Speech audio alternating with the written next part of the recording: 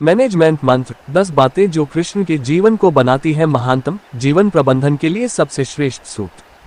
3 वर्ष पहले जन्म से लेकर देहत्याग तक भगवान कृष्ण के जीवन की लगभग हर घटना में कोई सूत्र है। युद्ध भूमि पर दिया गया गीता का उपदेश संसार का श्रेष्ठतम ज्ञान माना जाता है। मैनेजमेंट मास्टर कहें या जगत गुरु, गिरधारी कहें या रणछोड़, भगवान कृष्ण के जितने नाम हैं उतनी कहानियां।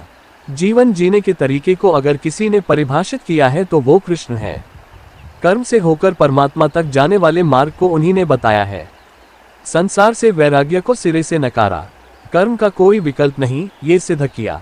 कृष्ण कहते हैं, मैं हर हाल में आता हूँ, जब पाप और अत्याचार का अंधकार होता है तब भी, जब प्रेम और भक्ति का उजाला होता है तब भी। दोनों ही परिस्थिति में मेरा आना निश्चित है। वैसे तो कृष्ण का संपूर्ण जीवन ही एक प्रबंधन की किताब है, जिसे सैकड़ों हजारों बार कहा सुना जा चुका है। कुरुक्षेत्र में 2 सेनाओं के बीच खड़े होकर भारी तनाव के समय कृष्ण ने अर्जुन को जो ज्ञान दिया वो दुनिया का श्रेष्ठतम ज्ञान है। गीता का जन्म युद्ध के मैदान में 2 सेनाओं के बीच हुआ। जीवन की श्रेष्ठतम बातें भारी तनाव और दबाव में ही होती हैं। अगर आप दिमाग को शांत और मन को स्थिर रखने की कोशिश करें तो सबसे बुरी परिस्थितियों में भी आप अपने लिए कुछ बहुत बेहतरीन निकाल पाएंगे। ये कृष्ण सिखाते हैं। गीता पढ़ने से पहले अगर इसी बात को समझ लिया जाए तो गीता पढ़ना सफल हुआ। कृष्ण का जीवन ऐसी ही बातों से भरा पड़ा है, जरूरत है नजरिए की। उनका जीवन आपके लिए माइथोलॉजी का एक हिस्सा मात्र भी हो सकता है और आपका पूरा जीवन बदल कर रख देने वाला ज्ञान भी। आवश्यकता हमारी है, हम उनके जीवन से लेना क्या चाहते हैं। कृष्ण मात्र कथाओं में पढ़ा या सुना जाने वाला पात्र नहीं है, वो चरित्र और व्यवहार में उतारे जाने वाले देवता हैं।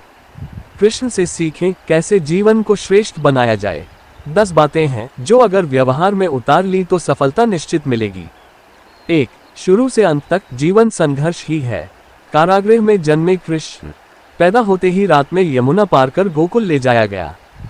तीसरे दिन पुतना मारने आ गई। यहाँ से शुरू हुआ संघर्ष देह त्यागने से पहले द्वारिका डुबोने तक रहा। कृष्ण का जीवन कहता है, आप कोई भी हो, संसार में आए हैं तो संघर्ष हमेशा रहेगा। मानव जीवन में आकर परमात्मा भी सांसारिक चुनौतियों से बच नहीं सकता।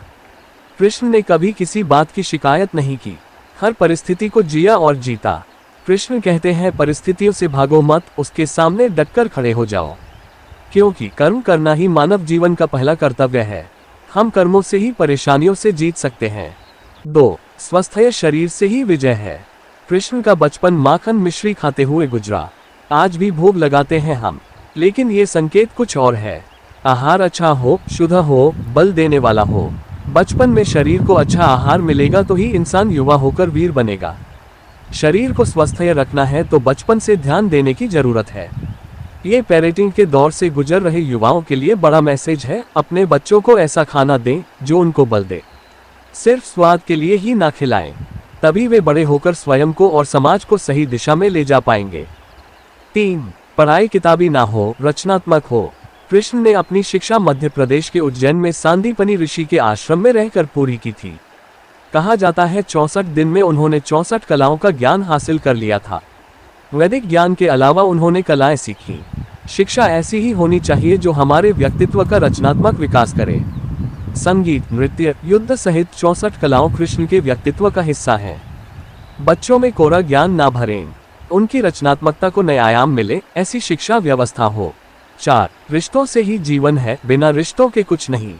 कृष्ण ने जीवन भर कभी उन लोगों का साथ नहीं छोड़ा जिनको मन से अपना माना।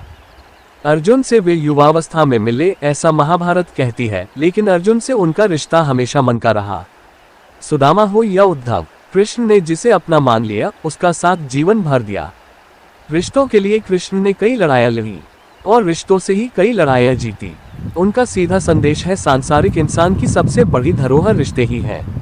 अगर किसी के पास रिश्तों का थाती नहीं है तो वो इंसान संसार के लिए गैर जरूरी है। इसलिए अपने रिश्तों को दिल से जिएं, दिमाग से नहीं।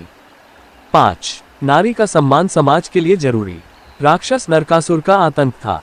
करीब 16,100 महिलाओं को उसने अपने महल में कैद किया था।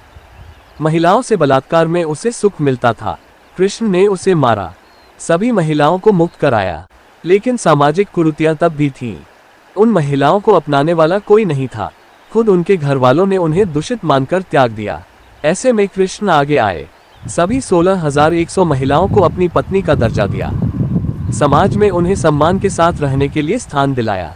कृष्ण ने हमेशा नारी को शक्ति बताया, उसके सम्मान के लिए तत्पर रहे। पूरी महाभारत नारी के सम्मान के लिए ही लड़ी गई। आप कृष्ण भक्त हैं तो अपने आसपास की महिलाओं का पूरा सम्मान करें। कृष्ण की कृपा पाने का ये सरलतम मार्ग है। 6. आपके मतभेद अगली पीढ़ी के लिए बाधा ना बने। कम ही लोग जानते हैं कि जिस दुर्योधन के खिलाफ कृष्ण ने आजीवन पांडवों का साथ दिया, उसकी मौत का कारण भी कृष्ण की कूटनीति बनी। वही दुर्योधन रिश्ते में कृष्ण का समधी भी था। कृष्ण के पुत्र सांब ने दुर्योधन की बेटी लक्ष्मणा का अपहरण करके उससे विवाह किया था। क्योंकि लक्ष्मणा सांब से विवाह करना चाहती थी, लेकिन दुर्योधन खिलाफ था। सांब को कौरवों ने बंदी भी बनाया था। तब कृष्ण ने दुर्योधन को समझाया था कि हमारे मतभेद अपनी जगह हैं, लेकिन हमारे विचार हमारे बच्चों के भविष्य में बाधा नहीं बनने चाहिए। दो परिवारों के आपसी झगड़े में बच्चों के प्रेम की बलि ना चढ़ाई जाए। कृष्ण ने लक्ष्मणा को पूरे सम्मान के साथ अपने यहाँ रखा। दुर्योधन से उनका मतभेद हमेशा रहा, लेकिन उन्होंने उसका प्रभाव कभी लक्ष्मणा और सांब की गृहस्थी पर नहीं पड़ने दिया। 7. शांति का मार्ग ही विकास का रास्ता है। कृष्ण ने महाभारत युद्ध के पहले शांति से समझौता करने के लिए पांडवों और कौरवों के बीच मध्यस्थता की। हालांकि दोनों ही पक्ष युद्ध लड़ने के लिए आतुर थे, लेकिन कृष्ण ने हमेशा चाहा कि कैसे भी युद्ध टल जाए। झगड़ों से कभी समस्याओं का समाधान नहीं होता है। शांति के मार्ग पर चलकर ही हम समाज का रचनात्मक विकास कर सकते हैं। कृष्ण ने समाज की शांति से मन की शांति तक दुनिया को ये समझाया कि कोई भी परेशानी तब तक मिट नहीं सकती जब तक वहां शांति ना हो। फिर चाहे वो समाज हो या हमारा खुद का मन, शांति से ही सुख मिल सकता है, साधनों से नहीं। 8. हमेशा दूरगामी परिणाम सोचें। महाभारत में जुए की घटना के बाद पांडवों को वनवास हो गया। कृष्ण ने अर्जुन को समझाया कि ये समय भविष्य के लिए तैयारी करने का है।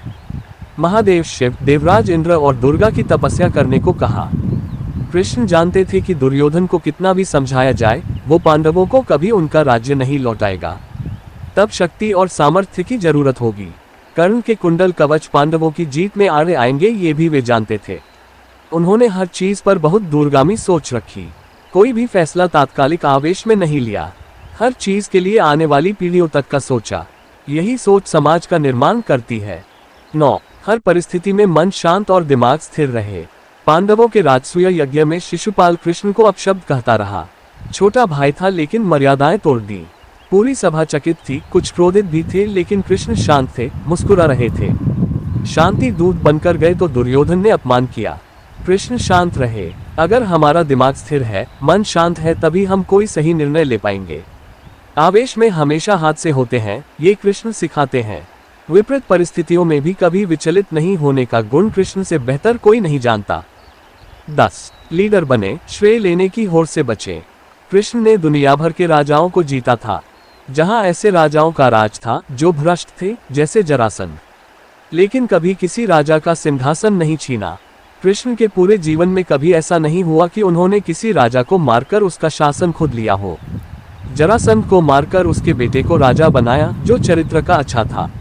सभी जगह ऐसे लोगों को बैठाया जो धर्म को जानते थे। कभी किंग नहीं बने, हमेशा किंगमेकर की भूमिका में रहे। महाभारत युद्ध में भी खुद हथियार नहीं उठाया। पूरा युद्ध कूटनीति से लड़ा। पांडवों को सलाह देते रहे, लेकिन जीतने का श्रेय भीम और अर्जुन को दिया।